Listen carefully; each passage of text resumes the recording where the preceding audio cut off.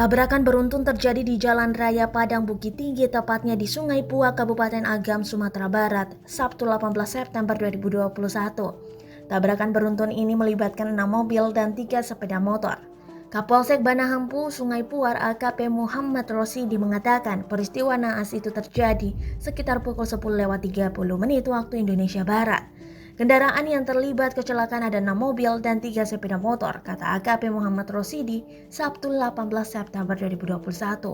Ia menjelaskan saat ini kendaraan yang sempat menghalangi badan jalan sudah dievakuasi.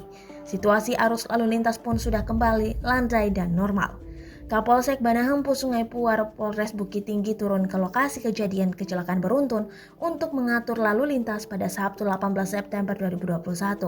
Kejadian kecelakaan ini terjadi di Sungai Puar, Kabupaten Agam, Sumatera Barat. Muhammad Rosidi juga mengatakan dan membenarkan kejadian tersebut. Namun dirinya belum bisa membeberkan kronologi karena saat ini pihaknya masih mengatur lalu lintas sekitar kejadian. Akibat tabrakan tersebut, akses lalu lintas sempat tersendat.